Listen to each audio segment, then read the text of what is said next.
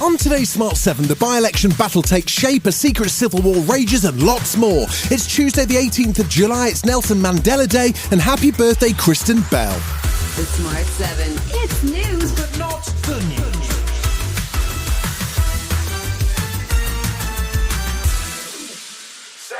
The battle lines have been drawn as both the Conservatives and Labour are gearing up for Thursday's triple by-election, with the Tories bracing for losses.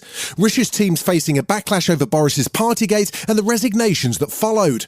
Up for grabs are Bojo's old seat in Uxbridge and South Ruislip in West London, along with Selby and Ainsty in North Yorkshire and Somerton and Frome. Labour are quietly optimistic of grabbing 2 seats, while the Lib Dems hope to grab 1, as the polls show the Tories on track for a triple defeat in what could be a major blow to Rishi Sunak's authority. Shadow Home Secretary Yvette Cooper says it just shows the public have had enough. People are just really fed up of just how broken the country feels, and just fed up with the way in which they feel the Conservative government's been treating people. But despite the gloomy forecast, Rishi Sunak says he isn't worried. Midterm by-elections for incumbent governments are always difficult. I don't expect these to be any different. But I passionately believe that my priorities are the country's priorities, but also they should be reassured that I'm working day and night to deliver on them. And Tory Education Minister Robert Halfon seems to think there's still a chance. There's a lot of Conservative support out there. Of course, times are difficult, challenges with the cost of living, but nevertheless, I'm hopeful.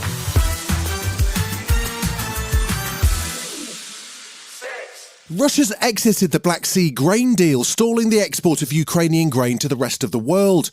The Kremlin refused to renew the deal, saying they need their demands to be met first, but Ukrainian President Volodymyr Zelensky says Kyiv's prepared to continue the deal even without Russia's participation.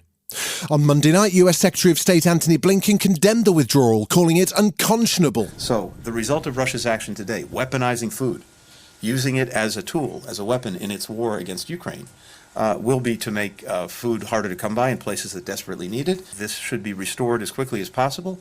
And I hope that every country is watching this very closely. Meanwhile, Russia's accused Ukraine of a terrorist attack on the Kerch Bridge, which links occupied Crimea to Russia. Although Ukraine's not officially claimed responsibility, it appears serious damage was done to the support structure of the bridge by a maritime drone attack. Chair of the Defence Select Committee, Tobias Elwood, says this could be a significant move. I think it's another escalation as to what's happening. Crimea is a critical area for Russia. Then Ukraine realizes that if they break this pinch point, it can absolutely materially impact Russia's ability to then operate their military.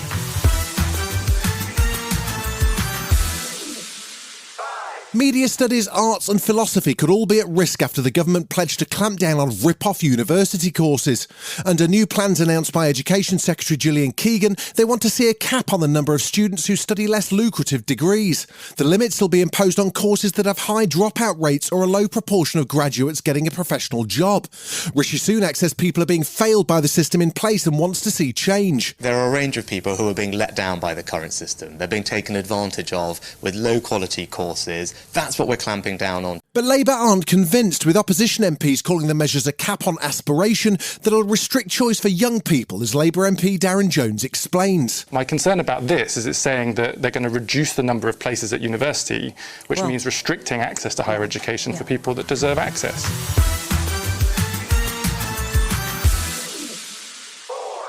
With all eyes on the battles in Ukraine, there's a civil war raging in Myanmar that seems to have gone unnoticed. Myanmar's been torn apart by a war that's seen thousands of civilians killed by the military regime who seized power 2 years ago. It's a war that hasn't gained international attention, and head of the UN Myanmar team, James Roadhaver, explains why. The Myanmar military has been employing a strategy of denying information. They've done that by targeting journalists and civil society groups. So as a result, it's very hard to get information from the areas where fighting is taking place. Still to come on the Smart 7, things get messy in Miami, and Radio 1 has another big challenge for Greg James. Right after this. Ryan Reynolds here from Mint Mobile. With the price of just about everything going up during inflation, we thought we'd bring our prices down. So to help us, we brought in a reverse auctioneer, which is apparently a thing. Mint Mobile Unlimited Premium Wireless. How to get 30, 30, bit to get 30, bit to get 20, 20, 20, bit to get 20, 20, bit to get 15, 15, 15, 15, just $15 a month? Sold! Give it a try at mintmobile.com/switch. New activation and upfront payment for 3-month plan required. Taxes and fees extra. Additional restrictions apply. See mintmobile.com for full terms. Welcome back. American soccer ball may never be the same again, as Inter Miami unveiled their latest signing, Lionel Messi. The World Cup winning Argentinian forward was presented to fans by none other than club co-owner David Beckham.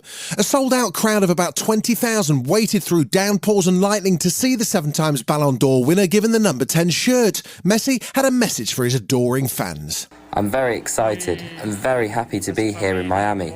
Everything has been spectacular from the moment we arrived. I can't wait to start training and competing. I'm here with a desire I've always had to compete, to want to win and to help the club continue to grow.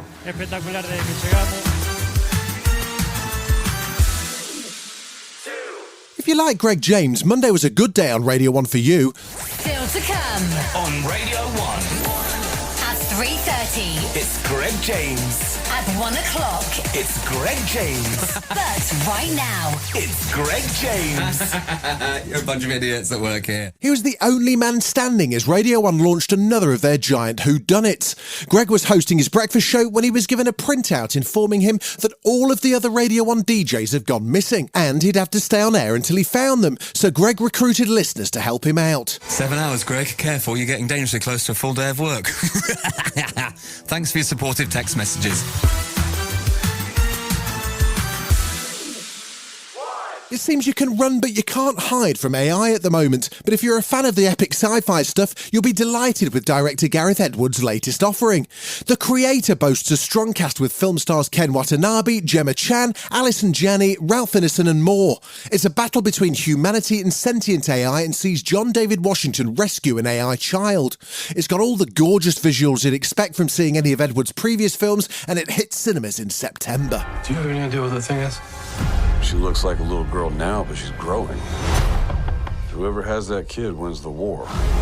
What do you want, sweetie? For robots to be free.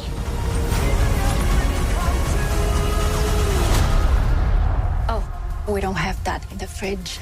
How about ice cream? You've been listening to The Smart 7. We'll be back tomorrow at 7 a.m. Hit that follow button and have a great day. Give us 7 minutes. We'll give you the world. If you're listening to this podcast, you must recognize the value of asking questions. At Aramco, our questions help us engineer a better future. How can today's resources fuel our shared tomorrow? How can we deliver energy to a world that can't stop? How can we deliver one of the fuels of the future? How can we sow curiosity to harvest ingenuity? To learn more about how innovation drives us forward, visit aramco.com/poweredbyhow.